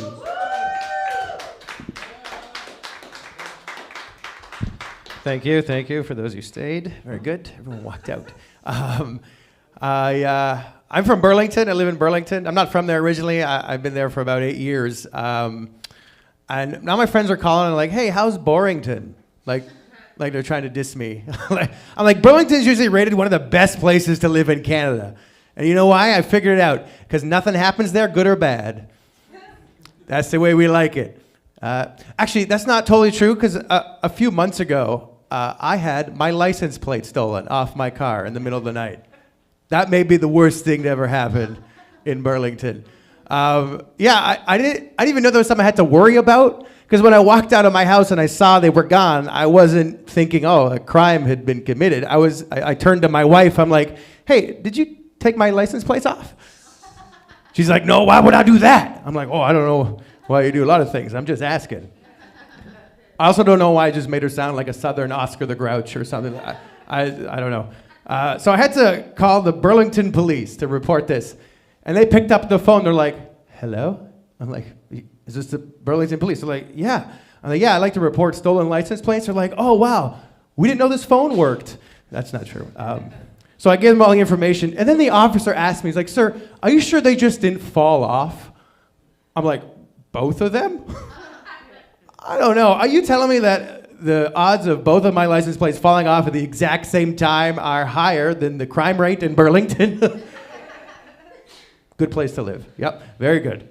So we did not find them. I had to go. The worst part of this wasn't to go getting the new license plates at Service Ontario. It wasn't that. The worst part was finding the right screws to put my plate back onto my car, because the robber stole those too. Either he didn't want to leave any evidence, or was like, oh man, these are rare. So I had to go over to Canadian Tire. And I asked somebody there, I said, listen, I just had my license plate stolen. Do you have any like really good screws? He's like, oh, yes, sir. He's getting really excited. He's like, yeah, we have these anti-theft license plate screws in aisle 8, and they can only be removed using a special tool. I'm like, whoa, I'll take those. And out of curiosity, like, how do you get this special tool? He's like, aisle 10. I'm like, well, how does this help us? He's like, well, it acts as the deterrent. It's like an extra step for the robber. I'm like, well, I don't know about you, but I watched this robber, the security camera, I watched him rob me. He looked pretty determined. Like, don't you think if you're planning a night of crime, you might swing by Canadian Tire, grab this pro theft tool in aisle 10, grab a hot dog on your way out, and you're good to go. So that was it. I like to, switching gears, I like to think of myself as a feminist. Up until like a couple of years ago, I didn't even know what the word misogyny meant. I was like, oh wow, a lot of people are into massage therapy right now. I don't really, people's muscles must be really tense. Me too. I don't know where I'm going with that. If you have any more comics, I need help writing the rest of that joke. There's something there. So I don't know about you, but I really love food. In fact, I love it so much, I've made it part of my career. I make food videos on the internet half the time. It's great. And I was asked to be a judge at the largest butter tart festival in Canada, which I'm going to be in 2 weeks in Midland, Ontario. Thank you, it's happening. Yes. It's so great. I have been training for this for like 15 years. It's great. They asked me like, hey, while you're here, do you want to do a show in Midland that night? And I said, that's great. So we were working out the details of the timing, and the guy I was talking to who was organizing was like, so after the Butter Tart Festival's done, like, we need some time to clean up, because like the floor in this venue gets really sticky. I'm like, what is going on at this Butter Tart Festival?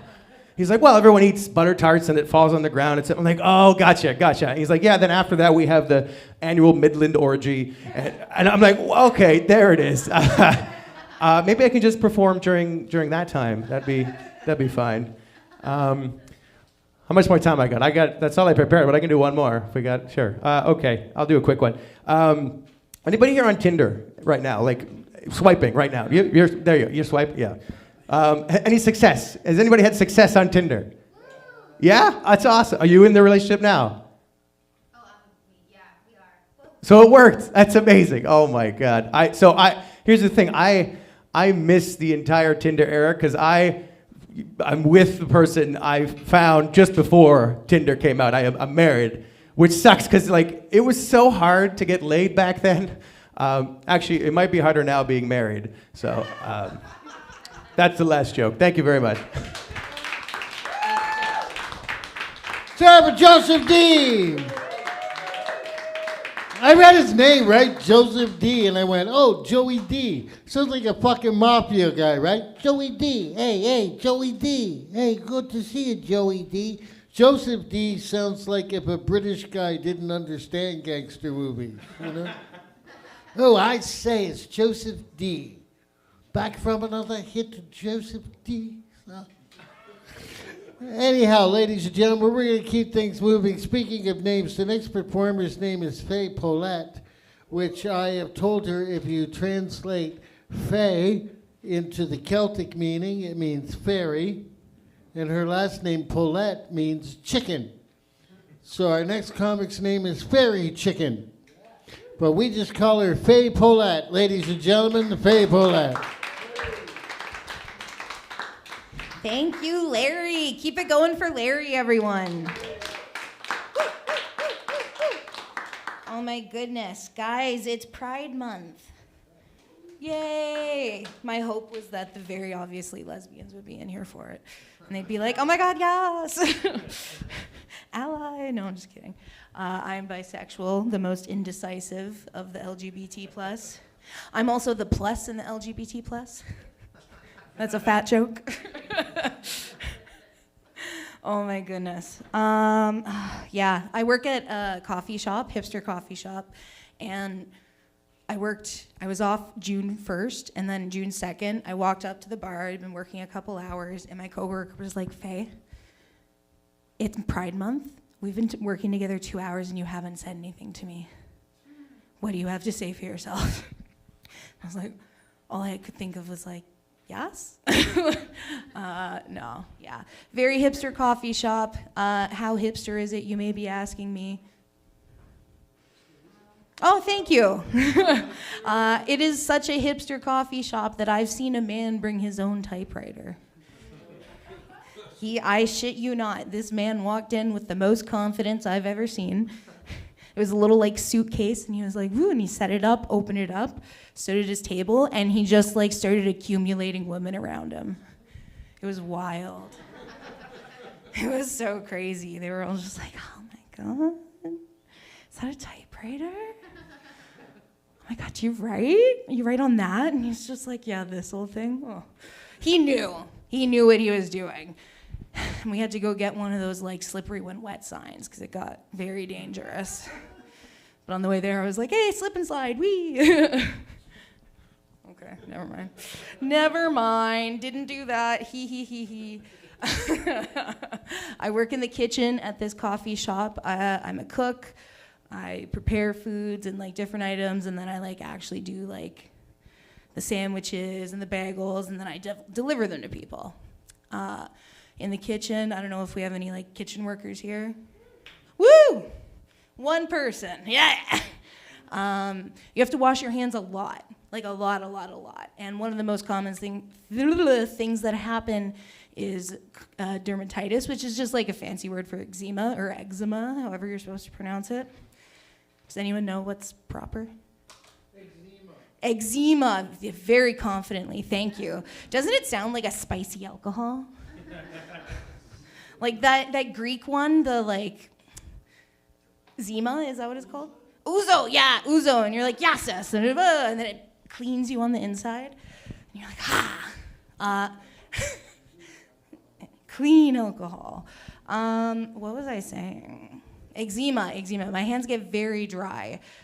Some might say drier than a lesbian in Chippendales. Not everyone, but some might say that, you know. Yeah. Anyway, one day, I'm working at the line in the kitchen, and a customer approaches me. He's like, excuse me, do you have the time? And I'm like, oh, no, but I do have some parsley over here. She walked away. No parsley for you, Meredith.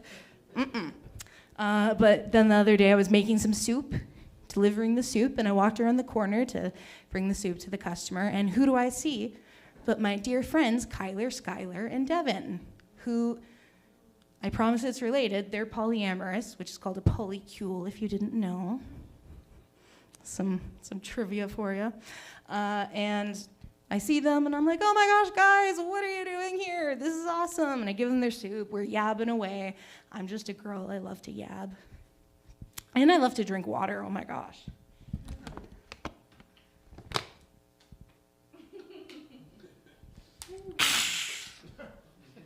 It's the best part about drinking water. It's going. So we're yabbing away. I'm just a girl, as we all know. Gwen Stefani over here. And I'm like, okay, I'm on the clock. I should probably go. You guys enjoy your soup. And I turn around to go, and I'm like, oh, guys, I almost forgot. Does Polly want a cracker? Because they're polyamorous. Oh, I'm so funny.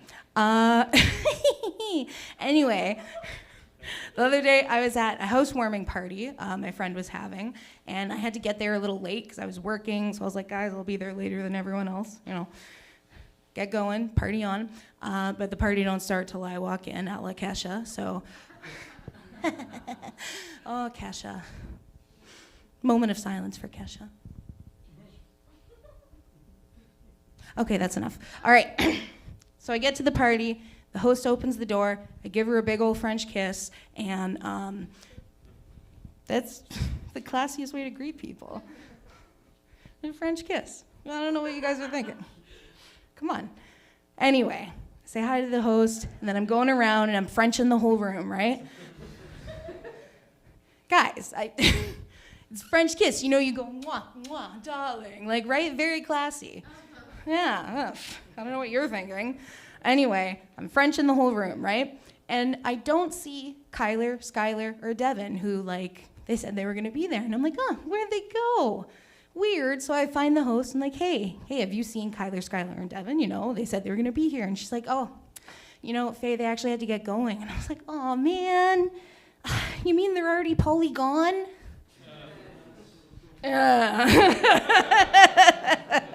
I'm going to leave you with one last joke.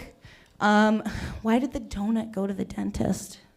Because he needed a filling. I have been Faye Paulette, bringing back your host, Larry. All right, we're going to keep this telethon going. Ladies and gentlemen, our next act, oh, Wicked. Okay, I thought that might be Erica. I saw her here 1 or 2 weeks ago when Greg Grabowski was hosting. She was fantastic and did an amazing job. You're really going to enjoy her. I would tell you her last name, but she didn't write it down. I know you're going to enjoy her. Please put your hands together for Erica.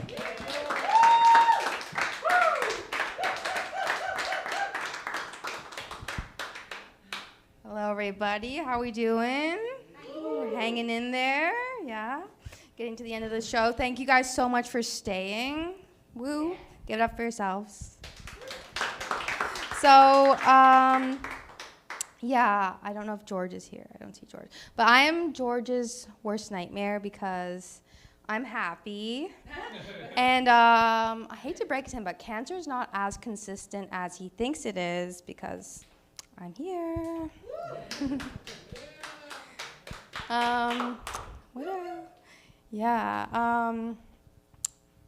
Sorry, what am I going to talk about today? I'm going to talk about going to a cafe recently, and someone asked me to watch their purse, and I thought that was like a really nice, big honor to be asked to watch their purse, so I took it very seriously. It was a really nice purse. And so I was watching the purse as I walked out the store with the purse. And I was also watching the purse as I pulled out the wallet and bought myself this new outfit. What else? Sorry, guys. 1 second.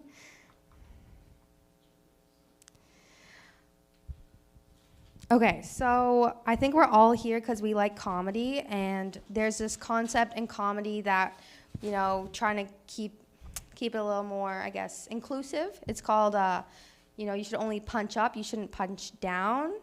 Like, I shouldn't be making jokes about Yoel because I'm white, but he shouldn't be making jokes about me because I'm disabled, right? But No, because you just don't punch down if you're not a part of that group, right?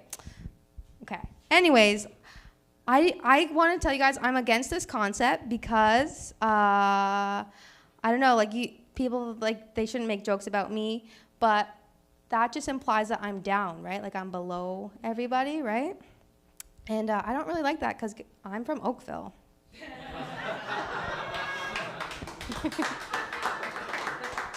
I think I'm the most up in this room.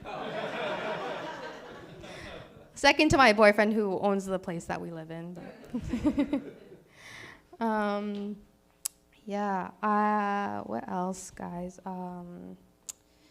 Yeah, I guess I'll talk about my boyfriend a bit. A lot of people, if they meet me first and they don't know my boyfriend, they like to ask me like if my boyfriend's also disabled.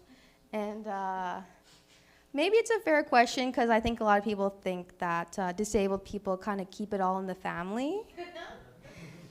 And like we met on an app called Stumble or something. We met on Tinder though. Oh my god, I have to fucking type in my password to get to my jokes. Okay, so sorry, that is so crazy. I should have put a, I don't know. Okay, you know when you're out and about and you see someone like that you think is attractive, so you naturally like look at them a bit more often, and you might be like glancing here and there, and then because you're looking at them more, you notice you notice that they're looking at you, but just because like you're looking at them more. But then like you start thinking like, maybe they maybe they think I'm attractive because you see them glancing back. But what I realize is what they're actually thinking is, why the fuck is this girl looking at me? And I have one quick story for you guys. I want to tell you guys about my friend who's very politically correct, but she's a really sweet girl. We went to the beach one day, and she always encourages me to refer to this leg. She says I need to call it my prosthesis and not my leg, because that's what I usually call it. So I was like, thank you for correcting me, because I would not want to offend myself, right? Anyways, we went into the water, and I left my prosthesis on my beach towel, and we were swimming, and I noticed someone came and ran by and grabbed my prosthesis and started running away. Yeah, crazy, right? So I look at my friend, and I'm like, inform her of my situation. I'm quite helpless, so I enlist her help. I'm like, hey, can you go grab my leg? Someone's running away with it right now. And she looks at me and she touches my leg and she's like, sweetheart, this is your leg and that's your prosthesis. And in the time it took her to explain that, he got in his car, drove away, and I never saw my prosthesis again. Okay, thanks, guys.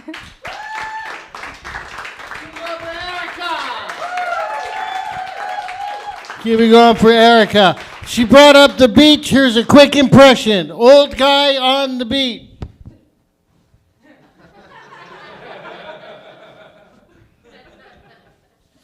Ladies and gentlemen, I know you will enjoy our next comic. She's very funny. It's you, Edith. She's looking at me like, oh, fuck, is he talking about me? Yeah, you're pretty good, Edith. You know, you're not bad at this, you know. Anyhow, I know you're going to enjoy her. Ladies and gentlemen, now that she finally has her purse off around her shoulders, she's ready to come on. Please put your hands together for Edith. I didn't write your last name, so I didn't know if you wanted me to say it. A lot of people are only going with one fucking name tonight. Well, my full name is Edith Alejandra Chavez Perez. So I don't know if you want to say that. Yeah, I am Mexican, so I'm your local Mexican, I guess. If you need a Mexican, call me. For Cinco de Mayo or something, I can be there. Just give me a margarita or 3 or 4. So it's very hard to speak English for me. Like, I already do it, but it takes like a lot of space in my brain, and then it's not easy to convey it properly. But the other day, I was on the beach, where she was. And so I was talking with a friend in Spanish. We were taking the sunbathing. And then I saw a little dog passing by, like a happy dog. But because I was speaking in Spanish, so I said, hola, hola perro. And then the dog looked at me, and I looked at the dog, and we crossed eyes, and I was like, oh my God, the dog speaks Spanish. Which is weird because dogs don't speak, right?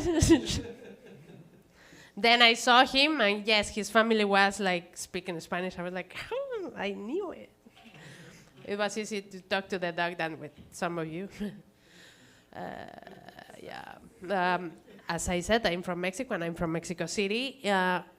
When I was living there, I got dropped like 3 times. Once with a knife, like they were like, give me everything. I was like, yeah, sure. And then with a gun, like they were violent, but they stole me like, I don't know, $5, $10. Not much, right? So I came to Canada, but then the landlords, my goodness, they really steal money from me. So I was like, these guys are not violent, and they are way more effective. The other day, I went to the Dollarama, and I get off the car, and I didn't lock it, because we are in Canada. Well, in Hamilton, but still in Canada, right? So I went to the Dollarama with my son. We came out, and then as we are getting into the car, a homeless guy came out of my car with a coffee in his hand, and he's like, I was like, for a moment I didn't know what was happening. I was like, is this my car? Why is this guy here? Like, you know, like it takes well, for me it takes a little bit to process all those things. And he's like, give me sugar. I was like, sugar? Like, why he thinks I can give him sugar? And then he's like, do you have points? Do you have points cards? I was like, no. Like, why is he asking me for all these things? Finally, I got it. I left my coffee inside, which I don't take sugar or cream, and he didn't like my option. So he was like, give me sugar. That's it. Yeah. Yeah, that's it. Thank you.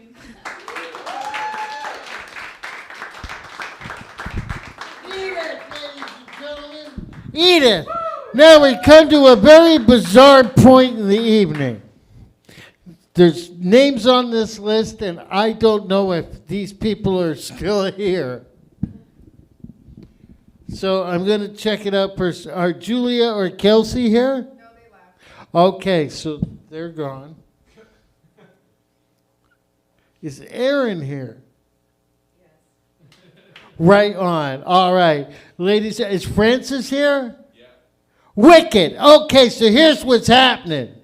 Aaron's going to do a set, and then Francis is doing one of the newer things, one of the special 3-minute sets. Because apparently he's special. Yeah. So, ladies and gentlemen, I know you're going to enjoy our next comic. And by the way, everybody, all the comics who stuck around all night, even though you were on at the beginning of the show, everybody give yourselves a round of applause. Because back in the 90s when I was starting out, that used to be the rule. If you're at the show, you're at the show. You stay at the show. You go to the show and you stay through till the end. You support all the other guys on the show. So good for you. That's the proper way to do it. And I know you're going to support our next entertainer. Ladies and gentlemen, please welcome to the stage another person with no last name. It's Aaron.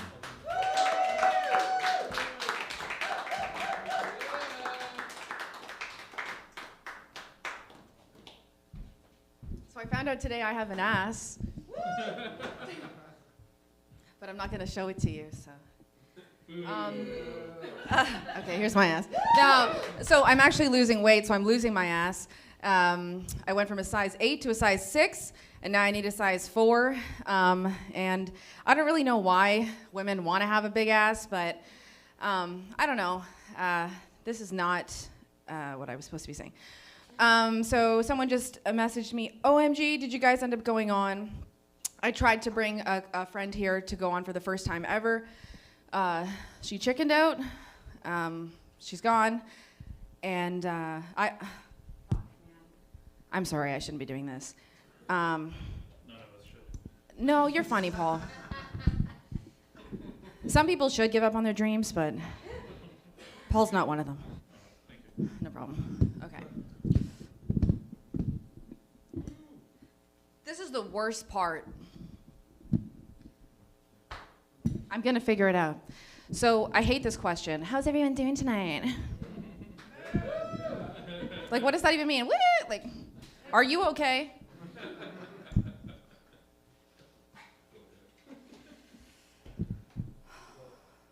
Christ. Okay, how much longer do I have left? You don't have to stay up the whole time. Oh, thanks. Should I give up now? You have 3.5. No. 3.5 minutes, really? Okay. Step 1, unlock my phone so I can read my notes. Tell me why my phone is not unlocking. Like, it's really not unlocking. Okay. Who said it's the government? That's funny. Get up here. Who said that? I'm asking what your name is. Oh, yeah, he's funny too. What the fuck? I swear to God. Okay, so here's how you unlock an iPhone, right? You just swipe up, right? Okay, we got this. And you enter your password. Okay, I got it. All right. So listen, do I hold the microphone or do I just let it stand there? What do I do? Follow your heart. What? I can't hear you. Leave it on the stand. Thank you. Okay. Sorry, Faye, I'm not following my heart right now. Because I want to hold it. Okay, so listen, I get it. I get why people drink alcohol. It makes you feel different. It makes you feel better. It makes you feel mildly delusional, and that's nice. But I try not to drink it often because the delusional part actually does catch up to you eventually. And so when I drink, I think I could be funny and I could be a comedian, and I really probably can't. But does anyone think Seinfeld is actually funny as a comedian? Like, say yes if you think he's really funny. Okay, so not really. Ricky Gervais? Yeah? He's like the highest paid comedian in the world. He has like a net worth of 100 million. Okay. What do you think of the mayor of our wonderful city? Maybe she should have been a comedian because it's kind of a joke the way things are going. You get $250,000 apparently to be the mayor of the city of Hamilton. And so I Googled, like, what power does a mayor have? And apparently the mayor has a lot of power. Like, they actually have the authority to, like, make people do things. And their job is actually supposed to be to run the fucking city. So, yeah, I learned that recently, and I just turned 30. I should have known a little more about how much power a mayor has. Andrea, you are fucking this up. That's our mayor's name, by the way. How many of you knew that our mayor is Andrea? Nobody knows. Okay. I want to bring snail mail back.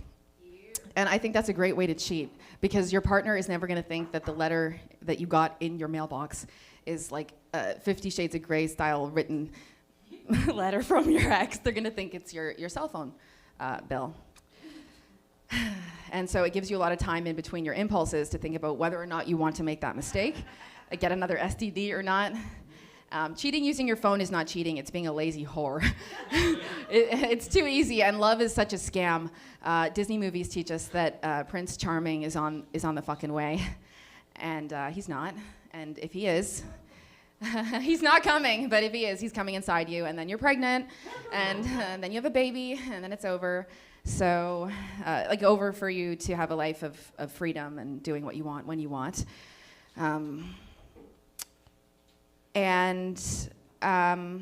My abandonment issues have made me give up on the idea of love and feeling that it's worth everything that comes with it. Okay, so my notes say bing, bing. Just get rid of the phone, bitch. Okay, so I heard someone's phone go bing, bing earlier, and I got this horrible feeling because I was totally in love with this guy a few years ago, like totally in love with him. And I set his ringtone so that when he texts me, I hear bing, bing, that iPhone one. And so every time he would text me, like the neurons in my brain would like fire new connections, and I would hear that sound. So now when I hear that sound, I get this horrible fucking feeling. I guess just love isn't really worth it. It's a bunch of bullshit. I mean, it's not funny, it's sad, but we are at the end of the night, and not a lot of you are funny anyway, so. The last thing I'll say is, see, that's funny because it's true, right? And it's sad. Funny is true funny is like a great combination of like true, funny, and sad, but it's gotta be alchemical in some psychological way. But the last thing I wanna say, which is probably the funniest thing, is my friend today told me that his ex dated Trump. Okay? Yeah, dated Trump. And I was like, before he was orange? And he was like, yeah, like in the early 90s. I was like, he was cute before he was orange. Some people are cuter when they're orange. I don't know. Do you think Trump was cute before he was orange? No. Paul. Okay, I got like 10 seconds left. Oh, well then kick me on the fucking stage. Do you think Trump was cute before he was orange? Not even close, no. Really? I think he was. What do you think is so cute about Biden? What do you think is so cute about Biden? What do I think is so cute? No, you didn't say Biden. Someone else said that. It was Yoel. Yeah, Yoel. What do you think was so cute about Biden? What, you're there for the life insurance policy? Like what? Biden wasn't cute. All right, I'm bored. Is anyone gonna come up and make me laugh? Oh yeah, this guy's from Oakville. Okay, host, like what are you doing? Take the mic, I'm overtime. I'm overtime, come get it. I'm not fucking rude. No, you're fucking rude, come get the mic. Erica, ladies and gentlemen. Oh, Aaron. Okay. All right, there you go. Ladies and gentlemen, we have come to the last 3 minutes of the evening. Thank fucking Lord. By the way, you two girls, you think your name is fancy.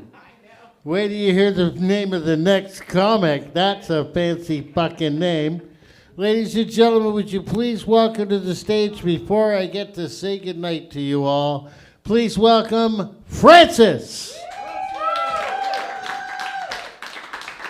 Thank you.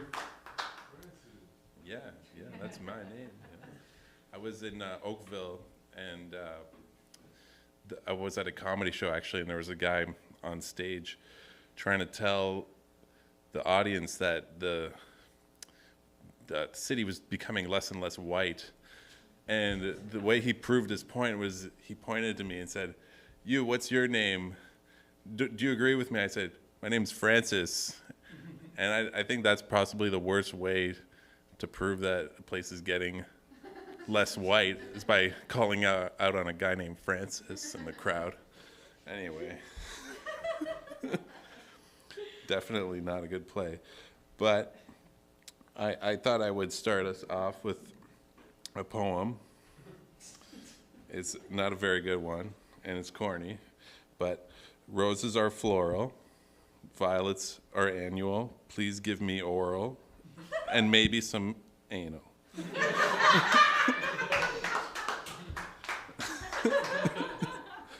So, yeah, and I say oral, and there's a little bit of a pun here, but that's why I can't hear in my left ear, because I thought it was oral with an AU at the beginning.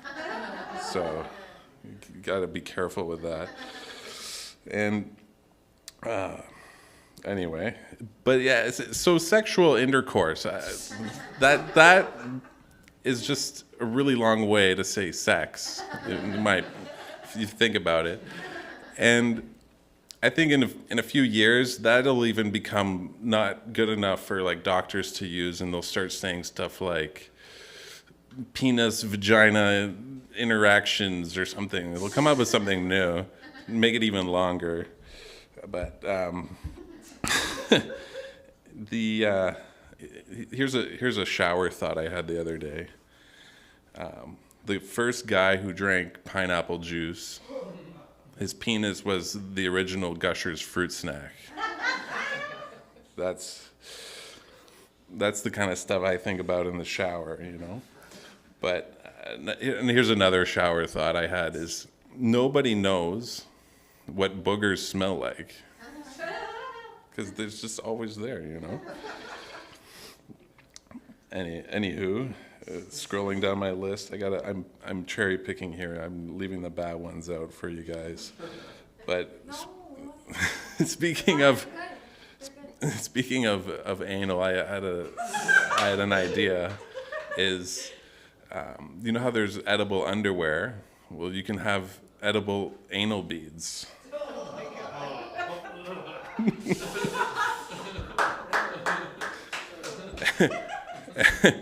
Anyway, and some more sex ideas, sex jokes is I sometimes call my girlfriend Tomorrow because she never comes. That's not true, no, by the way. I promise. I swear to God. And what else?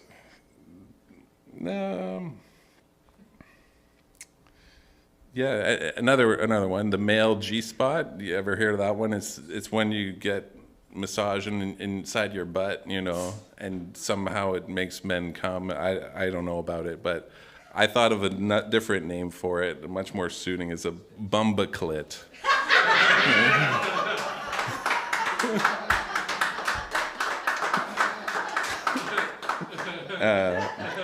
All right. I hope I'm doing well for you guys up here, but anyway, I'm done, but I'm gonna go home and have some no strings attached sex with my wife. So, thank you. Ladies and gentlemen, let's hear it for Francis.